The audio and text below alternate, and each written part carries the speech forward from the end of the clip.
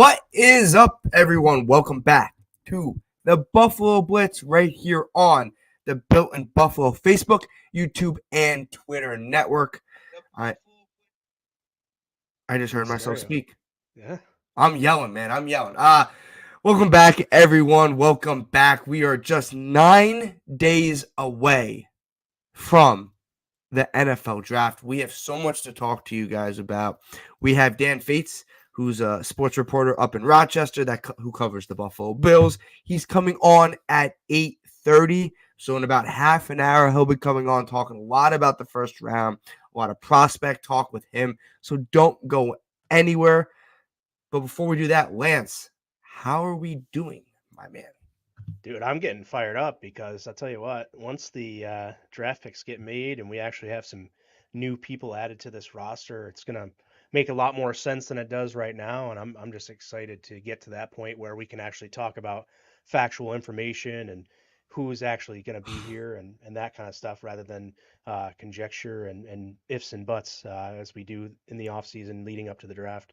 It's all well and good exercises, but I just like once we can actually discuss facts, it's a lot more fun for me at least. You don't want to keep projecting players. You and I probably have talked about, and we're going to talk about tonight and next Tuesday, Lance. But you and I probably talked about like the amount of process we talked about maybe 1% of them are going to actually be on the Buffalo Bills. And that might be generous. I threw a number out there. Like, that's how funny the draft is, right? We talk about all these receivers. We talk about 50 of them, 20 of them. 1, 2 probably are on the Bills, right? Like, that's kind of where we sit at with the draft. Guys, comment section is open if you're on Facebook and YouTube. What's up, everyone? What's up, Michael? What's up, Joey? What's up, Lance's mom? What's up, Sandra?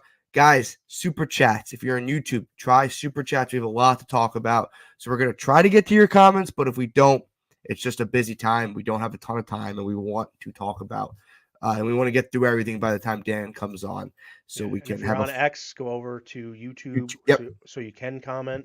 Subscribe to the Built in Buffalo YouTube channel 100%. And follow all of Built in Buffalo. We appreciate it. Like, share, retweet, repost, however you want to phrase it. Would greatly appreciate the support. Yeah. So when Dan comes on, guys, we're going to be talking a lot about first round players, some scenarios. If the Bills move up, what do they do at 28? Like some of the things Lance and I have been talking about for the last couple of weeks. But Lance and I wanted to dive in the first half hour a little bit more of the day 2 guys and some day 3 guys that the Bills could be targeting, because the Bills right now only have one first round pick, probably don't get another first round pick. So we're going to be taking a lot of day 2 guys and a lot of day 3 guys. So we probably should be talking about them. So Lance, I'm going to throw you right on the spot. Give me one prospect. We're going to go back and forth. We can talk about them that the Bills could be targeting on day 2 of the draft, which, guys, to clarify, is the 2nd and 3rd round of the draft. Yeah, Cole Bishop's running right up the board, I think. Yeah. He's been we were drafting him in our early mocks around the 4th round and stuff, and now he's like being mocked in the 2nd round a lot. So he's a safety for the Bills that I really liked as a target early on, and I'm still a lot of the guys that I'm still high on are guys that we saw, at the Senior Bowl, and we've been talking about them since the Senior Bowl and things like that. I just feel like those were some good prospects we saw there, and I've just continued to follow those guys, and there's plenty of others that are here on the board and available.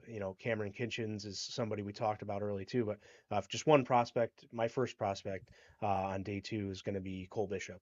You made a great point, Lance. Maybe about a month ago when we started probably doing a little bit more mock drafts, you and I were like, that was our guy that you and I kind of joked about. We're taking him in the 4th round with Jordan Jefferson, right? Like those are the 2 guys you and I mocked over and over again. And then obviously we try to change it up. But Mel Kiper and Field Yates did a mock draft this past week, right? And they did alternating picks. And they had Cole Bishop go in the 2nd round of that draft. So he's a guy that 2 weeks ago, 3 weeks ago, you think you can get him in the 4th round.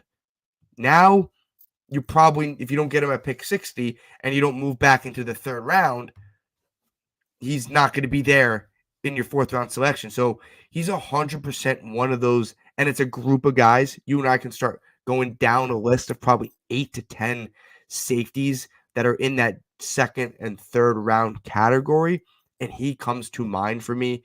Cole Bishop, I am over the moon about. Lance, let me ask you, is 60 too high for him? Like, if the Bills go receiver round 1 and he's on the board at 60 and you hear his name called to the Bills, are you good with that?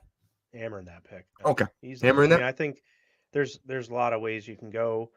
Depends on how the board falls. Obviously, round 1 dictates completely. We talked about that weeks previous, how round 1 kind of dictates the rest of the draft for the Bills. But if it goes an AD Mitchell or a receiver, whatever a receiver is, and then into Cole Bishop or Cameron, I mentioned John, I mentioned Cameron Kitchens. We're just kind of going one at a time. So my first prospect that came to mind, because I saw him rising up the board, and I was just so surprised, and like, all right, well, now this is a guy that I really liked. So if that's the case, if he's really valued up that high, then let's go get him in day 2. Whether it's round 2 is what he was projected, but he could, if he falls in round 3, trade up and go get him.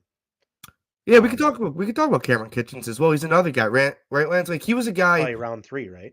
Yeah, well, he's another interesting guy. This is why the draft is so volatile, right? Like, it's so up and down. Lance, would you say pre-combine for Cameron Kitchens, he was a guy that was almost a first-round pick, right? Would you say, like, you saw mock drafts had the Bills taking him at 28. Now, and every simulator you do, he is not the best safety available at pick 60. It's a weird flow. He's a guy I would probably still be on board for at pick 60, depending on what they want to do at safety, but he has completely kind of fallen down a little. And it could have been this was always his spot, and it was just he was over projected early on in the draft period. But he didn't have a great combine. But yeah, John, he's another guy, and like I said, there's 7 to 8 safeties in that second to third round. There's probably a couple more in there that kind of fit that need for the Bills, and it's interesting where they go. But Cameron Kitchens is a guy that I think people fell in love with early on, and then have kind of cooled on a little, in my opinion. Yeah, I mean, if we can get up into the third round, if we don't go safety in round 2, which is completely possible.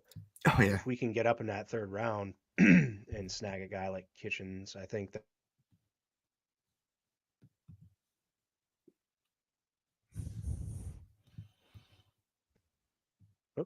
I lost you for a second. My sites haven't changed. I'm not sure if I'm having internet issues tonight or what. But my sites haven't changed on guys like Kitchens or Bishop. It's just a matter of, okay, where do you get them now? And that's really what's changed. We mentioned Cole Bishop. Mel Kiper and Fetes did that mock draft that I mentioned a couple minutes ago, right? When they alternated picks. 3-round mock draft. They had the Bills going AD Mitchell at 28, and then they'd go Cole Bishop at 60. He's 100% in play at pick 60. Funny enough, they had Jaden Hicks going 72 to the Jets, 12 picks after, who's also a safety from Washington State, excuse me. That could be on for the board for the Bills. Lance, I want to move to another guy that I like, and not the safety room, but a guy on day 2, most likely. An edge rusher, Marshawn Nealand from Western Michigan, a guy that the Bills had in for a top, or either they're going to or they had for, I can't keep track of who they've had or who they're going to have. It's all the same thing at this point, right? Like, they're going to have a top 30 visit. Marshawn Nealand from Western Michigan, right? A guy that we know the Bills love, guys that they take a lot of guys that they do top 30 visits. Not every pick. Dalton Kincaid was their first round pick under the Bean and McDermott regime, or under the Bean regime that wasn't a top 30 visit. Obviously, COVID year, they didn't have top 30 visits, and the Diggs year, they didn't have a first round pick. So some of it's up and down, but I think Marshawn Nealand is a guy on the board at 60 that could be 100% in play for. And a couple words when you look at guys, when you look at their evaluation that I think screams to Sean McDermott, is guys that high energy and high motors. He has a high motor. On his website, or on their website, motor stays engaged, and he's down to chase plays all over the field. Someone that doesn't give up, someone that is going to relentlessly pursue the quarterback from the beginning of the game to the end of the game. And Sean McDermott loves those type of players, and that's probably the reason He is a top 30 visit. You're telling me this guy, when he goes to Buffalo, or if he already did, isn't walking in with just a bouncy kind of energy, a little bit of a pep in his step, and Sean McDermott and Brandon Beane, but more importantly, Sean McDermott, because that's who he coaches, loves those type of players. I think Marshawn Nealon fits that mold for the Buffalo Bills, and he's a guy that at pick 60 could be in play at the edge rusher position. For sure. Yeah, I guess to stick with that defensive line position, or I guess I can elaborate on Nealand Yeah, a you have bit anything more to for my say on him? rebuttal. It's like, she's, um, sorry. Yeah, the high motor, the pure effort.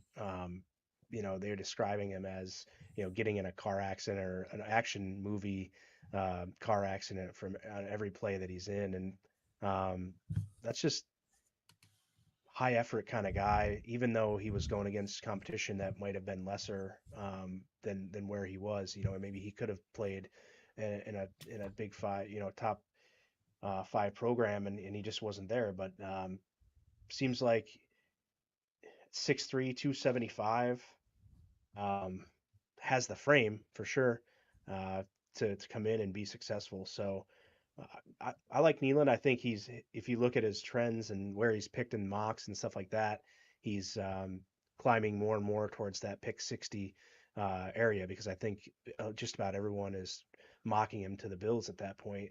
Just makes sense when you look at a mock draft, and if you get your receiver round one, then you can get your edge rusher round two and fill it out from there. From a value standpoint, it makes a lot of sense to me. Yeah, no. You said you were going to touch on another on the D line room. What do you got for day two, Lance? Yeah. So like we know that most likely Newton and Murphy will be off the board at that point. Braden Fisk is probably going to go just in a weird spot where, unless if we traded back um, in the early round two, we could see a Braden Fisk pick, but probably not. So then we get into guys like uh, you know one of my favorite guys was Adisa Isaac at the Senior Mm-hmm. Bowl, and then one of your favorites was Brandon Dorless Mm-hmm. out of Oregon. So those two um, looks like they're listing Dorless more of interior Mm-hmm. now, and I think that that sort of pick is in play for the Bills in round two at 60. I think they're gonna. I almost like the Dorless or Ruke or Hora Hora out of Clemson type pick at 60 rather than going with an edge, because we do have Rousseau and just re-signed AJ Epinesa. So I think that those two, could be the starters, and then we need to fill in depth behind them. Whereas, it's Ed Oliver and then guys on 1 year deals basically. So Mm-hmm. it's like we need It's a that need. second we need that second interior. So I would like to see a Brandon Dorless maybe picked at 60 on day two. I would be smiling if that happened. But Lance, right? Like the Bills love those type of guys. He kind of reminds me of a little bit of a Gregory Rousseau, right? Like not as much as Gregory Rousseau. He always can flex inside. Obviously, that's not his main priority, but McDermott likes guys that can rotate, likes guys that are interchangeable, likes guys that he can kind of use as a Swiss Army knife, like the Bills having Cooper DeJean, the D Mhm. back from Iowa, can play corner, can play safety, can play slot corner. Like that's the type of guy. I know I'm jumping the gun there. That'd be in round one, but that's the type of guy that the Bills would love, just because he can play all those three different types of positions. And Brandon Dorlus can kind of play that edge, kind of play the D tackle position, has the body frame, the athleticism that we have seen Bean and company draft over and over again. Right in front of us with Gregory Rousseau, right? That big, long frame that they've used a lot over the years. But he's Yeah. 100% a guy that could be in play uh, on that. Are you cooling on Devondre Sweat at 60? Does Yep. the off the field stuff scare you? Because he was our Yeah. guy at 60 for a while. Not interested anymore. Not interested at all. Not on round two. Round like if he got to 4 off field, I think he's probably off the Bills board, in my opinion. Yeah. I would say he's probably off the Bills board. He's probably off some people's boards. Like the off the field stuff, the behavior stuff that is documented, that isn't just crappy and I spewed. honestly just like Jordan Jefferson, and we'll get into this in the day three thing too. You I'm do. jumping a gun here, but I just like Jordan Jefferson so much that if we want that really big bodied guy, I'd rather just take him in the fourth round and be done with it. As far as getting that kind of, you kind of have Jordan Jefferson and Miles Murphy from North Carolina, and right there at the same. Um, but yeah, day two, I'm not thinking Tavondre Sweat at all. Yeah, I want to shift to the O lineman, maybe like a Cooper Beebe from Kansas State, an interior O lineman. I know it's not as flashy as people want at pick 60, and it might be maybe people's fourth or fifth choices, right? Like after the defense, there's only, I think, D tackle, D end, and safety, what they can do at 60, right? I don't think they go linebacker. I don't think they go corner. Um, is there like an interior O lineman? I know this is more of your specialty here, Lance. Is there an interior O lineman or is there an offensive tackle? Like I like a Graham Barton, right? A Barton, right? He's a guy that could play tackle, that could play guard. I think he projects as a guard at the next level. What I've been reading, like if he falls to 60, or if he's a guy that if they trade back and they have two picks in that 35 to 50 range, right? Like a Right. receiver and Grant Barton, like he's a guy that I would love for them to target potentially. Uh, I don't know if they want to target a tackle. I think they would probably try to go more interior. And I think Right. Graham Barton's probably like the guy that has versatility, and they love those type of players. Yeah, I like Graham Barton just fine. I also, if they're looking, if we're talking day two, and I'm still thinking when we talk day two about round three, even though we don't have a third round pick Fair right enough. this moment. Fair enough. I'm thinking if they can get back into the third round for a guy like Christian Mahogany out of Boston College, Yep. I think that that would be a really good pickup here in Buffalo. So just has good athleticism and just really able to add protection for Josh Allen, not necessarily just a run blocking guard. Like I feel like, uh, jeez, I, I'm blanking on his name now. I feel like our offensive linemen probably are a little bit better in the run game on the Hmm. interior right now. But if we add a guy that can pass block from the interior, I think Mahogany is a good What about player in round three. what is it, Bo Limmer from Arkansas, a guy that can play. I don't know if you pronounce the X at the end of his name. I don't think you do. Oh no, Bolomir. Yeah, Bo Limmer. Thank you. So obviously Arkansas, he's a center slash interior O lineman. Like that's a guy. I have a round three grade on him, right, Lance, right? He's a guy. If you get a third round pick, could be an option, right? Because he can play guard, can play center. You can move McGovern back to left guard if that works. You can move him to center. Like you can do a lot of different things. Right now, David Edwards is your starting left guard at the moment. So, which is not a bad thing. I'm not saying it's a bad thing, but I'm not afraid for the Bills to add a little depth there, a little more competition. And look, right now, Lance, you made a good point. Right now, it's hard to look at it because they only have two picks on the first 2 days. Hmm. If they do acquire more, either trading up or trading back, like trading up from the fourth round into the third, or trading back from the first and getting a third round pick and more draft capital, then it is easier potentially to uh, project. Obviously, they have Will Clapp to play backup center as well. He's going to be a good depth guy. They have Collins, who can also play the guard position as well as the tackle position. They brought on a 1-year deal, so they have depth there. They did what they usually do at that position. But Lance, for time constraints, day three, we gotta get to day three here. Uh, who's a day three prospect that maybe we got to be talking about more? Maybe fourth, fifth, sixth, seventh round. A lot of day three picks. What are we thinking there? Yeah, if we're gonna continue with interior offensive lineman, Tanner Bortolini out of Mm-hmm. Wisconsin is one of the guys that I really like there. Um, you see him, a guy like Hunter Norzad from Penn State as well. Mm-hmm.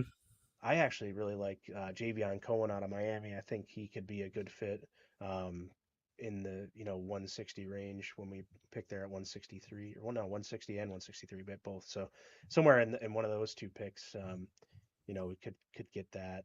Uh, I think definitely day three is an area where if we hadn't yet and we don't move into day two, interior offensive line just makes a lot of sense.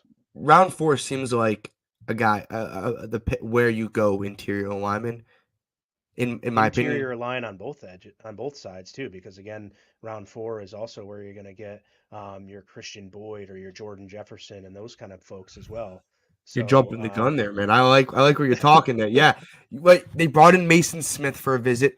Does he get yep, to the fourth round? I think he's probably on that border of that third to fourth I think round. he's more in the third round. Yeah, So he's a guy that you could, if he falls, keep an eye on. Christian Boyd, who they're having in for a top 30 visit, he's a guy.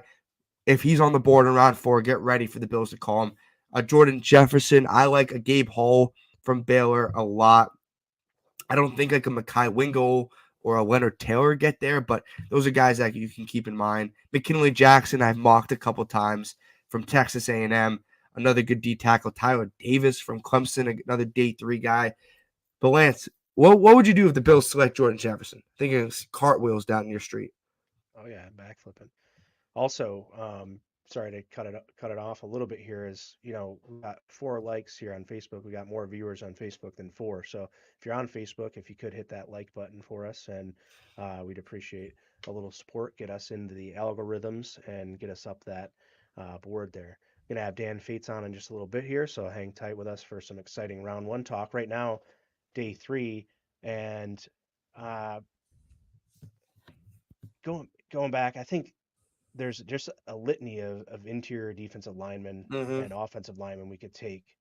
Outside of that, you're probably looking at we just are going to meet or are have met with a guy like Andrew Phillips out of Kentucky, right? So at a cornerback, you're going to be looking at that early, maybe in round four. Yeah, I have him penciled in as like a end of round three guy, round four kind of guy, and I think they're meeting with him. They're clearly obviously interested in him, and he's a guy I would keep in mind. And keep him in the DB room. How about Tyke Smith from Georgia, a safety that I think could be there on day three. I think he's a little better than a day three pick in my opinion, but most people consensusly have him as a fourth to fifth round pick. Uh, Yeah. Javon Bullard gets a little bit more love in that safety room, but I think Tyke Smith would be, if they wanted to double dip, or if they didn't take a safety yet, he's a guy that kind of fits that bill.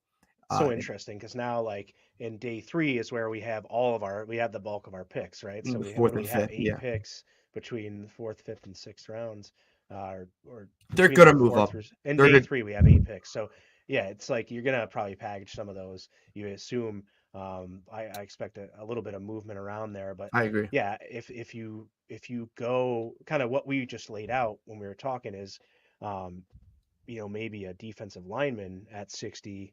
Well, now you're definitely looking secondary and that at the beginning of the fourth round with it also, is that defensive lineman, is that a three tech? Does it rule out a Jordan Jefferson with your with a fourth Hmm. round selection? I don't think so. You can still probably get him at 144. He may even fall to 160, maybe not, but those are the areas that you're looking for him. So yeah, Tyke Smith with 128 would be phenomenal if he fell there. You also have like Malik Mustafa has been a big target here. Um, James Williams from and then we're Miami. also going to be looking at, yeah, James Williams is definitely good. We're also going to be looking at the double dip for wide receiver potentially here as well.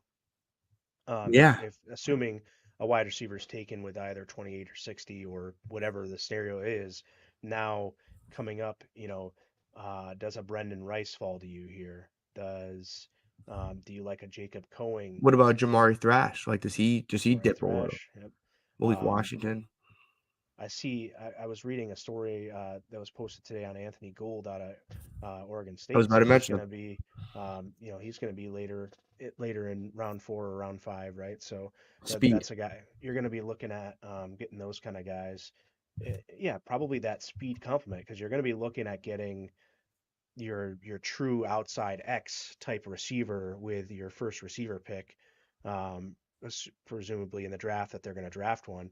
and then maybe more of a speed complement type guy with your day 3 selection. And something that John Roberts asked probably 85 times, and I love it. Who's our kick returner and who's our punt returner?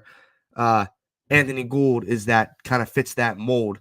Could be your day 1 return man, blazing speed, good at all 3 levels. So he's a guy that I would definitely keep an eye on.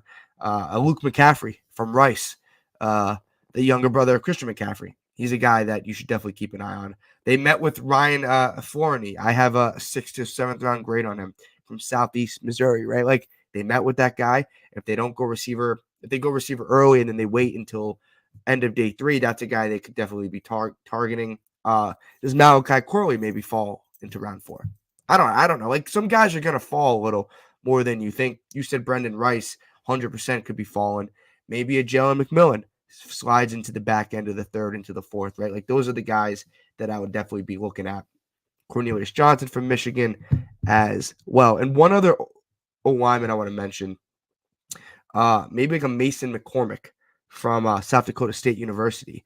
4th, 5th round guy that can play tackle, that can kind of play guard, a bruiser, kind of one of those guys that just puts people into the ground, a guy that you and I mentioned a couple minutes ago. We need that 4th round might be the round where they go offensive lineman, and I think he could fit that mold. So I just wanted to toss his name out there. I got a 4th/5th round grade on him, and I think I like where he could project at the next level. Might be a little bit more of a developmental guy, but that's okay because they might not need a guy to slide in and start day 1, which is a good thing. You looking at any linebackers in day 3 at all? Yeah, the Or in the linebacker. draft at all? Are you looking? Have you Yeah. been really looking at linebacker? Well, too it depends much? how many picks they use. If they keep a lot of their picks, probably then. People like Cedric Gray from UNC. Maybe a Tommy Eichenberg at Ohio State. Don't know if he has the best end-to-end speed. People like Steel Chambers. Also has a sick name Chambers, from yeah, Ohio we State. drafted him on the founder spot on Saturday. We nabbed Steel Chambers. So you From might have to draft him because he has a cool ass name. yeah. But like Lance, it's not a great linebacker class. This probably projects to be, but like a Steel Chambers, day 3, I would be on board for that. I think a linebacker anytime before day 3 is probably not what you want to be doing Right. Yeah. in the draft. But look, if you keep most of your picks, which I don't expect, because I don't know if all those players can make the roster, and you want to maximize on how many players can make your roster. And the Bills still have a really talented roster, so I don't know if that guy can make it. But yeah, Steel Chambers, sick name. So why not? But that's kind of where I'm sitting at with when it comes to the linebacker room. Yeah, one guy, if he can impress enough to get drafted at all, Caleb Okechukwu out of Syracuse, an edge rusher, would be pretty cool to see if he can sneak into that 7th round, but probably going to go undrafted. And hopefully, maybe that Kingsley Jonathan connection with him might see him in Buffalo. One other thing before we get Dan on, who's sitting in the background getting ready, but a couple edge rushers. Brennan Jackson from Washington State, I think has all the kind of tools to be a guy that can get in the rotation kind of on day 1. He's 6'4", 265, kind of has that big frame from Washington State. And then they also say he's a high motor guy, and anytime you see high motor, you think Sean McDermott. And then obviously Mohamed Kamara from Colorado State is Anytime I see high motor, I just think Motor Singletary, and that makes me smile. So I'm okay with that. that's probably why they drafted him, because his nickname was Motor Singletary. They didn't probably watch a single minute of film on him, even though he was a good player. He's got to have a high motor. He has to. If you don't, you can't have that name without a high motor. There you go. Okay, so I appreciate everyone that listened to us talk about day 2 and a little bit of some day 3 prospects. But without further ado, our guest of the night, Dan Fetes from 13 Wham in Rochester. Dan, how are we doing, man? Thanks for having me back on, guys. I appreciate it.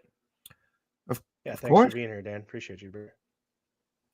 Obviously, the draft is 9 days away, which when I saw that graphic, I think ESPN posted it today or someone tweeted it, and I was like, oh, damn, I didn't even realize. I realized, but it hasn't really hit me that the draft is 9 days away. So Yeah, so I actually clicked something by accident. Let's get right into it, Dan. We've talked about, and social media's talked about what the Bills do at 28, and if do they stay at 28, do they go back? But for this scenario, do you see a scenario where the Bills move up from 28? It might not, it could be up to 10, 15, it could be to 25. Like, do you see a scenario where that happens? Yeah, I think that the stat is Beans traded up in 4 out of his last 5, something like that, drafts. Yeah, I think if you're a betting man, the odds of Brandon Bean moving up are minus 125 compared to the odds of him trading back are probably plus 125, things like that. From what I'm hearing, and this isn't breaking news to anything we've talked about on Buffalo Plus, we're kind of hearing that, they're targeting Brian Thomas Jr. out of LSU, which wouldn't be a surprise. I'm not breaking any news coming on your show saying that, but it is also, he's that he appears to be the number 1 wide receiver of the tier 2. After the top 3 guys go, that's kind of where it is. And I have a video posted. It's going to come out. I talked with ESPN's Matt Miller yesterday, because in my Mayberry head, I had this thought of, what if Rome Odunze falls to 12? And before I could even get anything else out of my mouth, he's like, yeah, he's not getting past 9. And I was like, all right. Mm-hmm. And he goes, the Bears would take him at 9. So, and Atlanta's probably not going to trade back because they also need help and they need defensive help. So you're kind of looking at 6 and 7, which would be this year's first and next year's first. If you want to make it, like the draft numbers calculators, that adds up. That's a lot.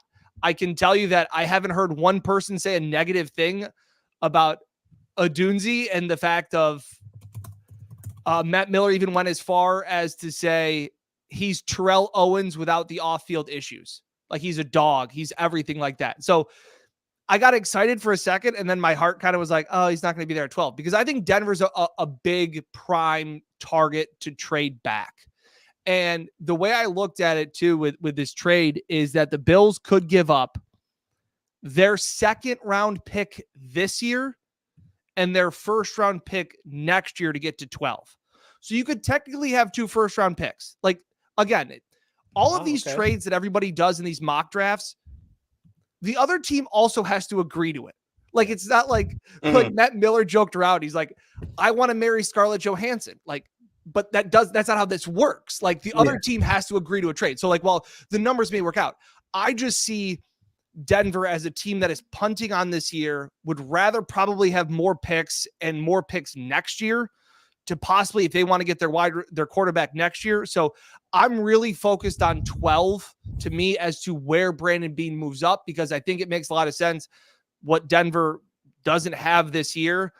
So that's, probably around 10 or 11 is probably what I'm really going to start paying attention on draft night to see where Bean starts making calls. And you would think Brian Thomas, like, where would you project? Because you do these mock draft simulators, and we're gonna do one at the end with you because it's fun and it's all fun and games. Like, sometimes you can get him at 28, and sometimes I trade up to 15, and I see he went 11 or 12, and I'm like, oh crap, I just traded up to 15, and now I'm stuck at 15, and I gotta hit restart because I don't want to take a random guy at 15. Like, how far back could maybe Thomas go? Yeah, and that's the tricky thing. And what Matt Miller was saying too, and like, because like mock drafts are great, but they're kind of like your bracket, like a March Madness bracket. Like, everything's got to fall perfectly. And there are times where it's like you could have the right thing and a team jumps you. And like, I remember I've had decent knowledge that I feel very comfortable with, that the Bills really liked Travis Etienne a few years ago, and the Jaguars just took him before him. Like, does that mean that I was wrong that the Bills wanted Travis Etienne? No, he just never got there. Like, kind of thing. So where he falls, I don't know, but it seems like there could be 3 wide receivers that go in the top 7 picks. Like it could be quarterback, wide receiver, quarter. Like, it could be insane. Then whoever is that next wide receiver that goes, it appears that Brian Thomas is that guy, whether it's, I've seen AD Mitchell go as the 4th wide receiver off the board. I've seen Xavier Worthy go as the 4th wide receiver off the board. Like, that's where it's going to start to get to preference and fit for teams. So that's why, to me, if you like your guy and maybe, he's a late first round pick, well, do you want to risk that of not having your guy and then getting caught with your pants down at 28? So that's why I just see if he starts to see at, hey, 10, 11, 12, he's still there, I think he starts making calls. So could he fall to 15? Sure. I feel like there's going to be a lot of offensive tackles and offensive linemen that seem to go in that gist of the draft. But I remember last year, it was a couple wide receivers went, and then I was waiting for the run, and it was like 19, 20, 21 when Addison and those guys went, because I really like Addison. Yeah. So again, once they start to go, they go quick. It's like everybody's like, get your wide receivers now because they're going. Yeah, I wonder if that happened where 3 wide receivers went pretty early, then does Chicago take Brian Thomas at 9, even if that's, if the top 3 are off the board by 9, then that's is he going that soon? And that's, it's tough because I just don't know. I'm trying to kind of get myself into the mindset of maybe this isn't going to be as exciting as we want it to be, and maybe the Bills aren't getting receiver round 1 because maybe if they can't make the trade, that's the one thing about Brandon Beane's offseason plan now. He's left it into these other people's hands, in my opinion. I've been talking about this for a couple of weeks now, and I wanted to get your opinions because now he's got to have someone to agree to do something. He's got to have a free agent agree to sign. He's got to have a team agree to trade, or he's got to, the thing that's the common denominator for every year is you got to have your guy fall to you in the draft. That's not a secret or nothing, but you have to be able to get to there to get your guy. So he's got to rely on a lot of things. He's got to rely on luck or other people to make deals in order to fill out this roster now. And that's probably a little bit different than what he's used to. Yeah. And Lance, the Bills have 2 things going against them. 1, they're good and nobody wants to help them. Yep. And 2, people view them as good. So their picks are going to be 25 to 30. Like nobody really sees, like, the Bills getting Minnesota's 2nd round pick to me brings a lot of flexibility into what it is, because I think that pick could be 34. That pick could be 35 next year. The Vikings could suck. Like that's a solid 2nd round pick. The Bills' 1st round pick next year could be 29. Like that's what's tough it's now. Be 32, Dan. Could be. That's what's tough about the Bills having, again, nobody wants to help them, and their picks are not going to be as, they're like, and it always used to be like whatever whatever team LeBron was on. It was like they traded away their 1st round pick. It's like, who cares? Because you're at the end of the 1st round. It's the end of the draft. Nobody cares. Yeah. No, that's a good point. And that Minnesota pick, like you said, it gives them a little bit more flexibility, because right now it's Minnesota. It's either Sam Darnold or a rookie quarterback, right? Like that's who they're rolling out next year. And well, teams win games, 5-6 games, but it still could be in that middle of that 30s, which is kind of where I kind of project. Yeah. And Peter, and that's why I'm okay giving up a 1st round pick next year. Like in my head, if they don't give up that Minnesota 2nd. Correct. Okay. I view that Minnesota 2nd as like a 1.5 first 0.5 round pick, because it's interesting. The more I've covered the draft over the years and hearing Brandon Beane talk about it, like they don't have 30 guys that they project and they value as 1st round picks. Mm-hmm. And that like, once you get to 17, you're pretty much in the 2nd round, and everybody gets lumped into like, that's when day 2 really is. Like they may have a guy, like I said, that's why they loved Dalton Kincaid at the end of the 1st round, because they had him as a much higher grade. And then there are other times when it's like, well, crap, we're in the 1st round, we're on the clock, and there's nobody that we actually have a 1st round grade on. So what are we doing? And I think that was part of what happened with that James Cook thing. They traded back, and then I think they wanted to trade back again and couldn't. And they're like, James Cook. Yeah, we'll go with James Cook. Like that's kind of how it felt, where we were like, what's going on? So that's something to think of. So that's why when I look at some of these, like, oh, you gotta get a 1st round talent. It's like, pick 28, or you're kind of already looking at the 2nd round in a lot of draft mindsets. That's a good way to put it. I don't know if either of you guys have seen this. Associated Press put out a mock draft maybe like an hour ago, and they had the Bills. I want to get both of your thoughts on this. I don't know if you guys have seen this. They had the Bills trading up to 4 for Marvin Harrison Jr. Lance, did you see this? Oh, that's what Dave put in the chat. Yeah, That's what Dave put in the chat. I'm going to read to everyone that is over the 270 people that are watching and listening right now. I'll read you guys out the compensation for what that draft was. So this deal sends pick number 28, the 60th pick this year, 128 and 160, and also a 2025 first and a second to Arizona for the number 4 and a 4th in 2025. It doesn't say what second is, if it's Minnesota's or Buffalo. Right. But I'll start with you, Dan. Would you do that? Yeah. Okay. Yeah. And it's and it goes to Lance's point too of like, that's the biggest thing that I've been upset about, or maybe that like my biggest gripe is that like this Diggs trade at the time that it happened really feels more impulsive. And I know it wasn't. Like, I know that like they're never going to just make something off of one tweet or one thing, but it just feels like, now what? And I get it. And the comparison I've been making to people is, well, you got out of his contract for next year. He's no longer off the books, but you still paid him $31 million, right? So like my comparison is you bought a car, you paid it off, but then you lit your car on fire and pushed it off a cliff. Like, correct. You don't have a car payment next year. You're right. You do not have a car payment. You also don't have a car. That's true. Like, now what are you going to do? You're riding a bike. That's where I get to this point of like, and for people thinking that Josh can turn anybody around him into a top tier wide receiver, I hate to break it to you, isn't true. And the first thing I will say is just say Gabe Davis. Like, he didn't turn everybody around him into greatness. In Josh's defense, Patrick Mahomes didn't turn Marquez Valdez-Scantling into an all-pro. Like, there's only so much that you can do with the players around you.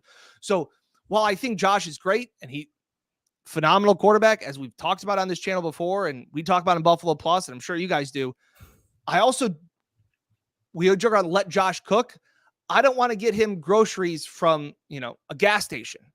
I want to get him like top tier talent. So if there's ever the thought of, hey, you can get him Marvin Harrison Jr. for the next 5 to 8 years. Yeah, I'm in. Yeah, I'm in. I don't care what it costs. I'm in. 100%. And that was my the question posed in the group chat was, would you be happy with that? I said, yeah, I'm going to be happy with whatever they do, but especially if you go get me the best prospect you can get me at wide receiver, why wouldn't I be happy? I mean, there's no guarantee that any of those picks you start making after that are going to turn out to be any better or any good anyway. So if you can get me the closest thing to a sure thing with that, then sign me up. Also, Marvin Harrison Jr. is probably the best player in this draft. Either him or Caleb Williams, in my opinion, in this draft. So you're getting, obviously, quarterbacks go a little higher just because the value of that position. And I do think Arizona is a team to trade out. Yeah. Obviously, like you said in the beginning, Arizona has to want to move back. And what they see is, oh, crap, we got to move back to 28. We get next year's first from Buffalo, but what if they're 28 or 29 or 30 again? And you're just like, so it's tough to trade. It's tough to go that far up, in my opinion. It's a really tough, unless you're like, I do think like Chargers at 5. I do think they might stay, but they're also a team that could trade back. They also could be the spot where Minnesota comes up and gets their quarterback, like the J.J. McCarthy pick, in my opinion, because I do think the Chargers need a lot of help, not just one player. So and Peter, you make a good point about that big of a drop. And this is where I always think about this time of the year. Your scouts on your team have been working all year. Mm-hmm. And they've been preparing as if they're going to get the 4th pick. And then to say like, oh, by the way, guys, all that work you just did, we're now 28. Like, hey, figure it out. Like, that's a big change in the plan. And that's where it's tough at this point of the season, right before the draft, as we've seen in years past where Carolina trades up. Like, get it done now so that everybody's on board and you know what your draft plan is because yes, there is always ebbs and flow of a draft night, but let's not discredit the fact where they've had scouts across the country for their team working all year. And then if you just blow it up and are like, oh, by the way, we don't have any of these picks, like they're like, the hell are we doing here? So Yeah, I just think like try and put yourself in the war room where other scouts have been like, hey, we put all these plans in place and now you're going to blow it up. It goes back to that point of you need somebody that's also going to be willing to do that. Yeah, the guy that traveled to 6 Ohio State games this year is like sitting there like, what the heck did I just do that for? I just traveled to Ohio State games 6 times. And now we're not even taking Marvin Harrison Jr. So no, you get that makes a ton of sense. Lance, you want to go to what if the Bills don't go receiver at 28? Is that where you wanted to go next? Yeah, we can go there. And I just wanted to piggyback though on that point that Dan makes is just like, if you're the Bills, you got to be like, yeah, you're absolutely all in. But if regardless of whether your scouts hate it or not, that they've been scouting 4th round talents because you have 8 4th round picks. So all they've cared about all year is 4th round talent.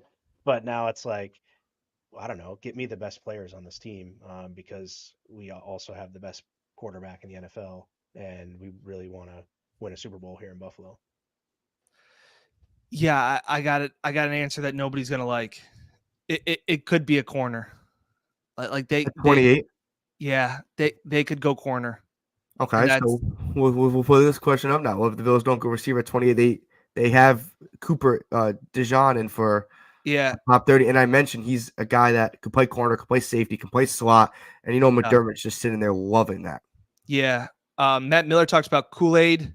McKinstry was another guy that he has that foot fit. injury. That it just the thought of like drafting a corner at the end of the first round. As soon as he said it, he's like, yeah, like they got it, Kyrie Lim. And I was like, I really wish we wouldn't have said that. Like, I don't know why we had to have like PTSD from like I was in that draft in Vegas. Like that was the big draft that I got to go to. And it was just like, oh no, like now looking back on it. So, but again, now you're not allowed to go to any more drafts. Yeah, you can't go to drafts anymore. I like Benford. I like Rasul Douglas, but again, they're thin after that. So it could be a corner. I don't think you have to worry about any offensive line because I think most of that will be picked over by the time it gets to 28. There's not much value. But then, like I said, you're kind of looking at another rusher, like you can never have too many of them, I guess, like that kind of thing. And that because there's no safety that really is worth that pick. Not at all. Is Nate Wiggins a name at 28 at all, or what do you think? Is he the Clemson guy? He's the Clemson guy. Yep. He's the other guy that I saw mocked. Maybe Kuiper had him as his first one. He may have had him with the Bills, and that was another one. The first ones were. So yeah, like there's at least enough smoke that I've heard that corner could be the option. And then again, because going back to wide receiver, because that's all anybody wants to talk about. It's the most fun to talk about. Like, you could have Javon Baker available to you in the second round. You could have other guys that are there. You could maybe move up and not have to give up as much to get a Lad McConkey. Like there are other options there. They're just, to me, not as sexy. Yeah. Cooper DeJean is the only guy I would probably want at 28 if we're going corner because he can play the safety position. Yeah. And he can play the slot position as well. The corner pick in round 1, Lance and I talked about earlier, day 2, day 3 guys. I think corner fits a lot more in that 4th, 5th round kind of. And that's where McDermott's been his strength at developing those corners on the day 3 and the undrafted kind of territories. I don't know why you would try to force your hand at 28 with a corner. I would rather trade back than take a corner at 28. I agree. And that's what I think too, is if you get to 28 and there aren't your wide receivers to trade back, it just is so foreign to Brandon Beane. You got to get out of that pick though. And so the one, and I totally agree with your point about like, that's McDermott's MO and that's his bread and butter is developing secondary. And I changed completely. And I know this isn't just draft talk, but just the fact of, I was very concerned about Taylor Rapp, and at the time, I thought they were going to go with Taylor Rapp and DeMar Hamlin as their starting safeties for the year, not that long ago, before they signed Mike Edwards. And I'm like, Mike Edwards is a spot starter. You know, like I didn't really love Taylor Rapp. But if there's one position that you can trust McDermott to be, it's to develop safeties. Like, let's be real. Him and Bobby Babbage, like that's what they've done. And because I remember I was there when Jordan Poyer signed, and I was like, oh, he played baseball. Like he got drafted to play baseball. Like I never thought that he would turn into an all-pro. And like some of that is Poyer on his own, 100%.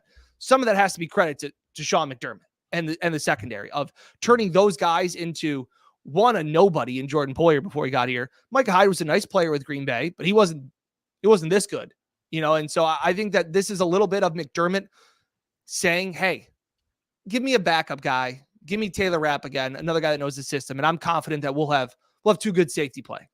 So again, I'm not reaching as much on the safety this year. Like you said, day 2, day 3, sure. Take a flyer. Fair enough. Yeah. We strike him out, throw him out in the Yankees game there, Dan. Is that what you're looking at? I was looking at my cat was just freaking out over here. And I just saw Yankees got to strike him out, throw him out. So I was very excited about that. Dan, you're a Braves fan, right? Big Braves fan. Big Braves fan. That's right. Interesting. That's interesting. No, the Braves are good besides Spencer Strider. You don't gotta go there. You don't gotta go there. It's every pitcher. Every pitcher's yanking something. It's insane. Yeah. It's like it's every week there's a new starter just out for the year. It's unreal.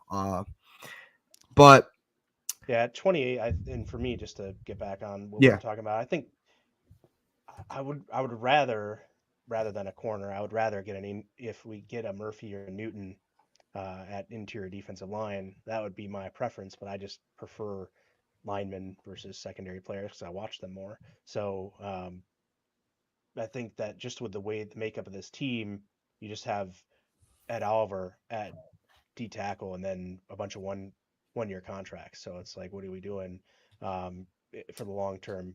And so if we get a 5-year contract for a defensive lineman there, that just makes a ton of sense to me. I'm with you. It would probably be Newton, I would probably say, at 28. I don't know if Byron Murphy gets there. But if Byron Murphy's there, you run up. The one. Yeah, you run up there. That's the one. That's probably the one guy that I'd be pretty stoked about. You know, I think he probably goes in the teens somewhere, but there is always that one guy, and you'll hear it, and they'll be like, I can't believe this guy's still on the board. I can't believe this guy's still, as the picks go by, and you're like, holy cow, like, still on the board, yeah. Like, I mean, Kincaid was probably like, you know, kind of like that last year. Like, he was projected to go higher than what he did, so. Imagine they traded up to like 15 to get Byron Murphy. That would be nuts. Is there a scenario where they trade up and it's not a wide receiver? No. Yeah. That would be nuts. I think you'd have to go on Twitter for hours. You couldn't go on Twitter or something, you know? Yeah. They could go at Jared Verse. Chaos. Dallas Turner. Oh, he's that not would going be to get chaos. top 10. Lance, I'm so in on that. Just to be on the Bird app just to see the chaos that would be, because it would be outrage, and then everybody would do like the Alonzo Mourning meme. It was like, it's pretty good, right, guys. Good, yeah. Well, you have to do that for every prospect you take. Yeah, you have to. Oh, yeah. You do. I had a friend last year when we drafted Dalton Kincaid, and I was kind of on board. He texted me, I hate this pick.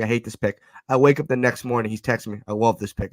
He's sending me tweets. He's sending me like articles about him, analysis. He calls me. He's like, oh, you were right. And I was like, I'm also just trying not to make myself mad on a Thursday night, and I'm trying to get on board with it. And he's like, yeah, that's what you can't, definitely with first round picks and second round picks for the most part, you have to find a way to like those picks eventually.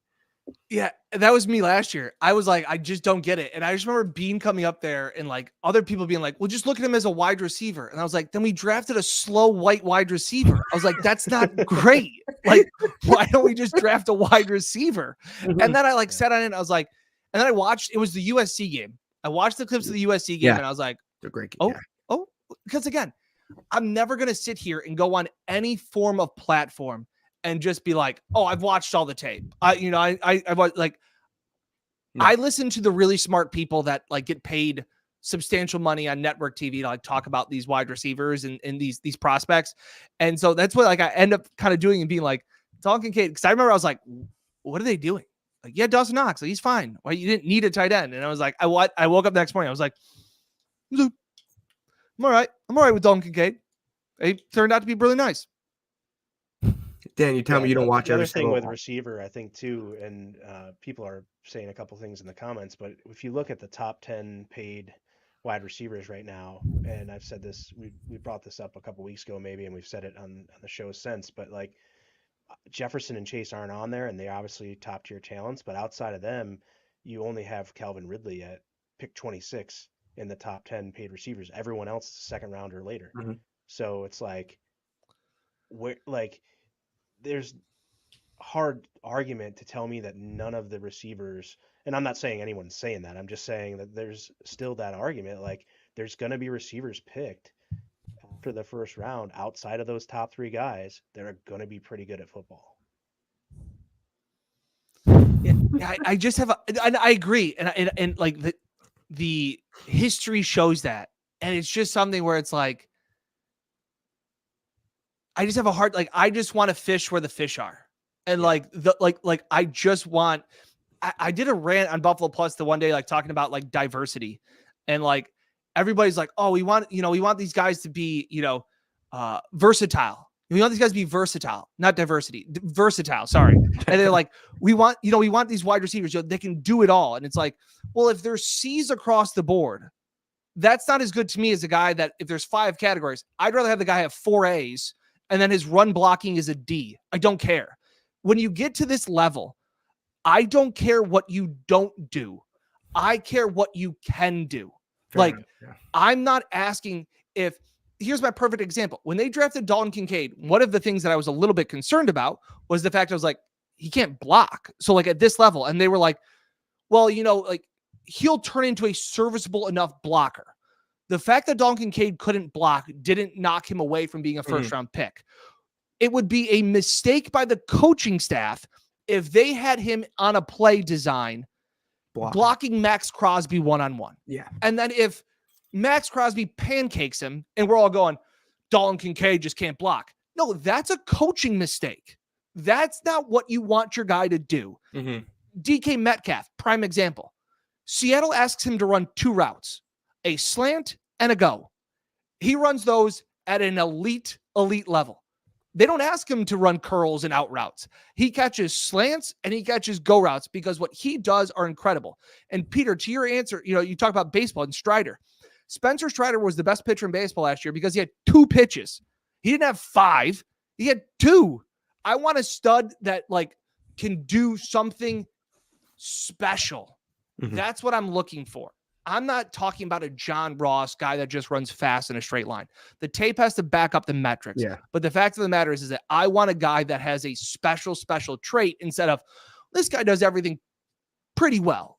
I want a guy that has talent that's elite, that is game-changing, in my opinion. Sounds like a pretty big Xavier Legette fan then, huh? Yeah. Legette's the one thing that worries me, I think, about Legette is his age in a weird way. Production took a while to get going, too, at South Carolina. And you know what? You can come back to the other side and say South Carolina had no quarterback. And I'd be like, fair. Going up against good secondaries in the SEC. Absolutely. So I always try and play that both sides of the coin, because it's like that's what's even more impressive to me about Marvin Harrison is that he had Kyle McCord throwing to him last year, and he was still awesome. You know, a Kyle McCord guy? He's fine. But like you had now, because guess where he's going to play this year? Well, you had Neighbors. You got Neighbors and Brian Thomas having the Heisman Trophy winner throw to him. Yeah. And you're like, that's a lot easier when you got that dude. Concern though, and Michael Thomas Penix, though. Doesn't that concern you though? It's like, okay, well, yeah, he had. I mean, it's less because like, okay, well, we have a really good quarterback too, so you're going to have another really even better quarterback throwing it to you this time. But like, that's some of it is like, okay, how much did the quarterback help you versus how good are you? And if you're good without a Heisman Trophy quarterback, then imagine what you're going to be like with Josh Allen. Yeah. And that's part of Josh, right? If you were pretty good at Wyoming with a bunch of accountants and XFL football players around you, what are you going to be like with that level of talent around you? It's tough. It's part of why Alabama quarterbacks haven't really panned out in in the history. Like I saw somebody, people love Blake Corum, the Michigan running back. ran behind the best offensive line in all of college football. That's true. Like I think we could have picked up some yards, guys, behind that offensive line. So it's, and a lot of those offensive line are going to get drafted in the next 9 days. No, yeah, and it's just tough. Like that's point. why like in a weird way, I know some people love the draft. I love the combine. I love this whole thing. It's a tricky time of the year because it's an imperfect science. This whole drafting thing. Mm-hmm. You just don't know. It's tough. You want to give it a shot real quick? I don't want to take up too much more of your time. We're at the half-hour mark with you, Dan. If you have some time, we'll do a little simulation here. Or do you want to go with some rapid fire? Yeah, I was gonna. Dan, you got 5 to 10 more minutes? Yeah, 5 minutes. I'm good. Okay, so we'll do a simulator in a minute. I came up with 5 rapid fire questions. They're not really questions. There's 2 prospects, and you have to choose one or the other. You can't think, and there's 5 of them. Okay. Lance and I did this about 5 minutes before the show started, so there wasn't too much thought put into it. But so the first one would be A.D. Mitchell or Xavier Legette. Mitchell. Okay. Ladd McConkey or Cooper DeJean? McConkey. Jackson Powers Johnson or Jazair Newton? Newton. Graham Barton, the O-lineman from Duke, or Byron Murphy? I already know your answer. So yeah, Byron Murphy. And Chop Robinson or Xavier Worthy? Ooh, that's a good one. I'll say Chop Robinson. There are some concerns to me about Worthy being like 170 pounds soaking wet. And I know you can say Devontae Smith. I know that's the one, but I got a buddy that covers the team down in Texas, and he was saying too, he just feels like Mitchell's more of the well-rounded. Mitchell's more the well-rounded guy. And it's just I just have a little, again, Devonta Smith got paid. He's a great wide receiver, but he was one of those first guys that played on like pencil legs that had success. So I shy away from Worthy. And I saw some people have Worthy ahead of Mitchell in some drafts. And I thought maybe before the combine, Worthy was more of the second round pick and Mitchell was more of the first round guy, but I've seen them bounce back and forth on a lot of different mocks. I love Mitchell. Mitchell's my favorite prospect. Same. In the draft. I think at 28, he would be a home run selection. So does any of that BS about his effort bother you at all? It gives me pause because I also think what McDermott and Bean think, and it's kind of more McDermott because we talked about high motor guys, and you read guys that are described as high motor, and they love those type of players. I think does the comparison with George Pickens kind of scare people just a bit because you have that kind of on the field situation where he doesn't get the ball, he throws his helmet, he does all that kind of stuff. I don't know. I would say no, but you have to do an extensive conversation with them, extensive interview. You have to make sure that's not a legit thing at all. But because I just think he's so talented, he's that X receiver that you really need. He can, in that Texas-Washington game, he made some great jump balls in the corner of the end zone. I just think he gives you kind of everything you want. And he also ran a way better 40 time than I ever could have expected at the combine. But the one pause would be that little on the field, not giving up on plays type of thing. I'm with you 100%. Religiously, so I think those guys were saying earlier today too that a lot of Texas wide receivers didn't necessarily run their routes super hard if the ball wasn't coming their way. So correct.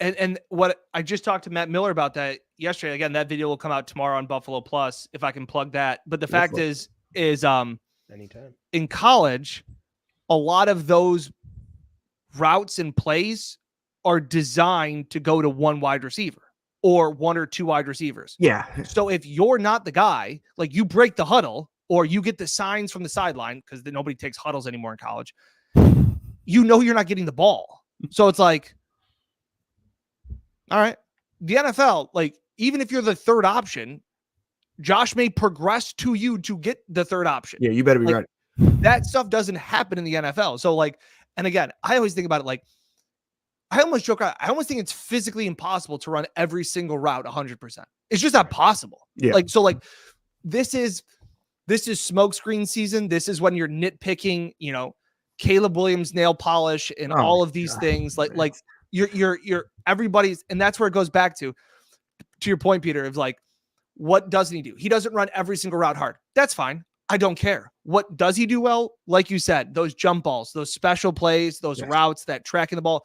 That's what I care about. That's what I'm going to accentuate. That's what I'm going to focus on. And I can lift up his cons a little bit, and we're good. I'm with you. Well, when there's stuff like that, though, it's like, well, that's coachable to me. I mean, it's not like he doesn't have like a flaw and a trait. It's just a matter of like, okay, if he needs to do something better, somebody that comments body catching, okay, well, they're gonna coach that up to catch only one drop, and it's like, I don't care how you catch the ball. Catch the ball. Yeah, just catch it. Yeah, yeah. So, Miller said that too. His hands are a little late to the party, which again, I don't know 100% what that means. I have no idea what that would mean. Well, but he said he catches it. He has one drop in his college career. So like, I'm in. Like, that's what I'll go off of. So yeah. And he has traits that you can't teach. Yeah. Him and Brian Thomas and Brian. Yeah, exactly. Of the top guys as well. They have traits that you just cannot teach. And Xavier Worthy gives you that. Is he just fast? And is he 175? But if you use him the right way, is he Tyreek Hill?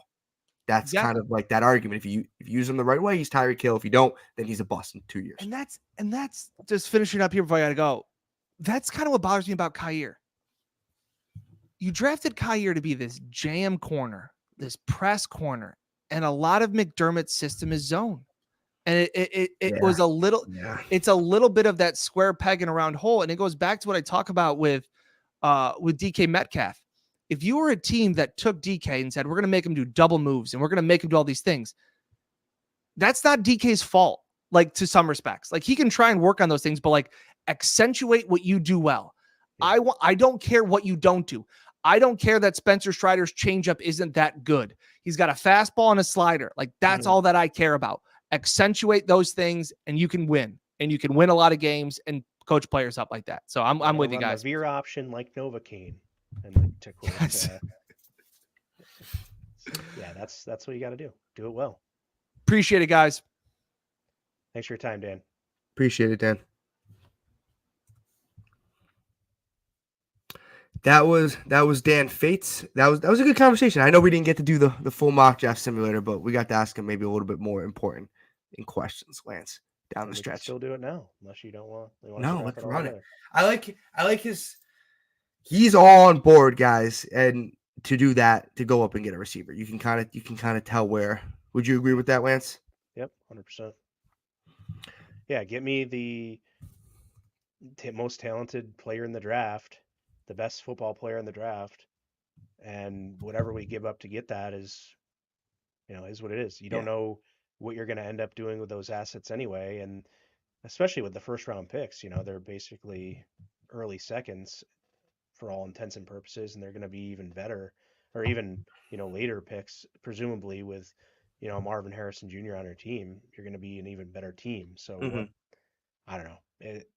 Everyone has their own opinions, and that's what makes this kind of fun. I'm lucky enough to have this platform to voice my opinion, and you to voice yours, and that's the fun of it. And everyone else, voices theirs in their own way, and I don't hate it. I mean, it is what it is. Nobody's right or wrong yet because nothing's happened. So that is what it is. He likes AD Mitchell. I like AD Mitchell. Those are our guys. Let's rip it. Let's burn and turn this. All right, we're starting. How's Jaden Daniels still? Never mind. There's always one guy that drops. I don't know what happened in this simulator, but do we like that? Nope. I don't want to trade you. I don't know if we can go back and view why the picks, but it seemed like Odunze was available pretty late in the. You can probably swipe at the top, like go to the top and just swipe right on your mouse. Yeah, I'm not able to. Whatever. 28 here. We got Newton. We got Worthy. Ooh. We got a lot of nothing. Oh, this went, and we didn't get a single good trade offer up. Right.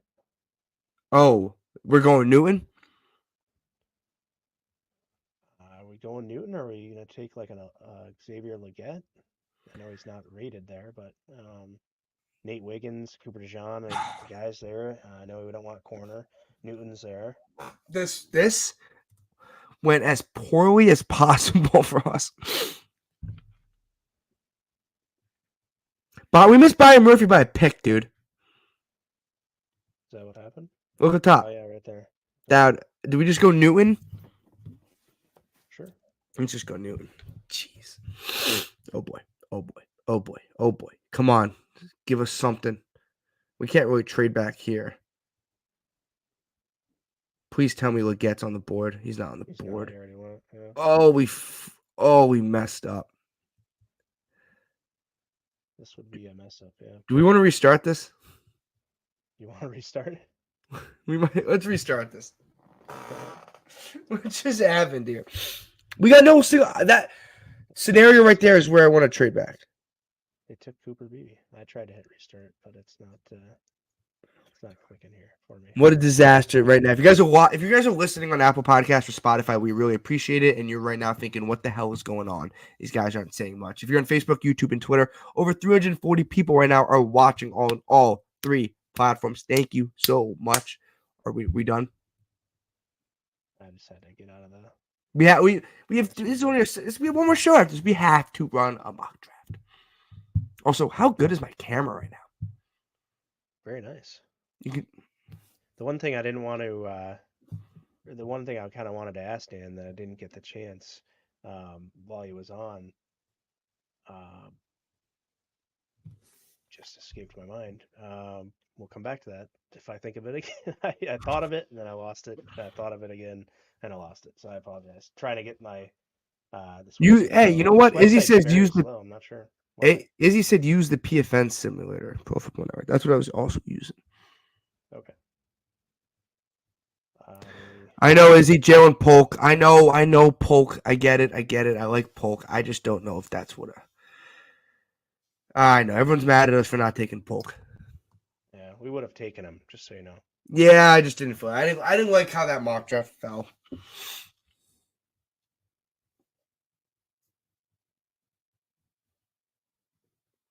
Okay, now we got one back up here. Everyone on Apple Podcasts and Spotify, hello. Whoa. Trade back? No. No. Sure. Wait. Third round pick. And you move back 3 spots. Oh, yeah, I'll do that.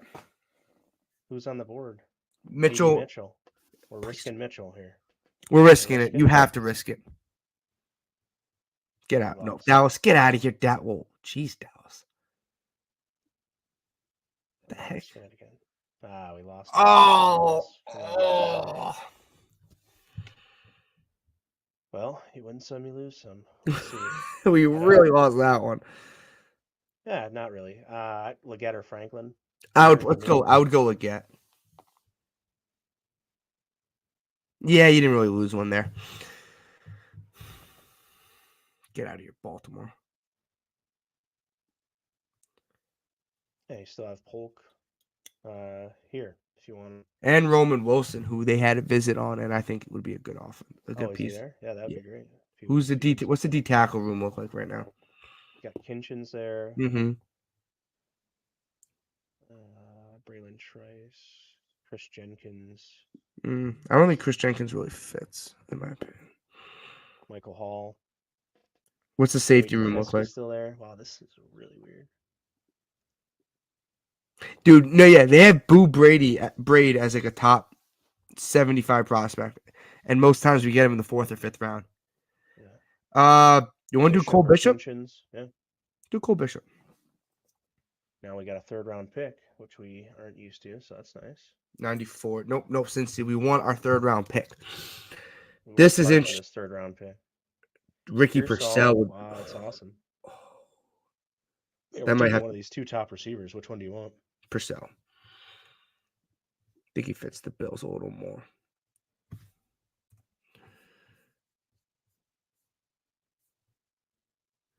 Oh, we didn't. Yeah, I know, Izzy. I don't want to do that much thinking. Go to D tackle. Forget him and just don't want him. Just don't want him, brother. Go to D tackle. We don't need to get D tackle yet. We can get Jordan We can Jefferson a little bit. go edge. See what edge looks like. Nope. Nope. Interior lineman then. Nope. Take Smith, not a bad option. Interior lineman. Guard. What's the guard look? Oh, Mason McCormick.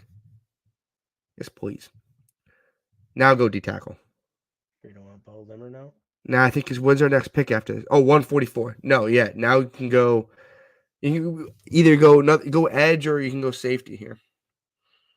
Edge is not good at this point. You can double dip in safety. You can go another alignment. Maybe double dip in safety. Go take Smith. Yeah, my boy take Smith. Now we go D tackle. Did we get Jordan Jefferson? We missed on Jordan Jefferson. How do we miss on him? Carolina. They took 2 in a row. That's never gonna happen. Come on. Yeah, who'd you take? Tyler Davis. That's fine. Good. He's just another big fat guy.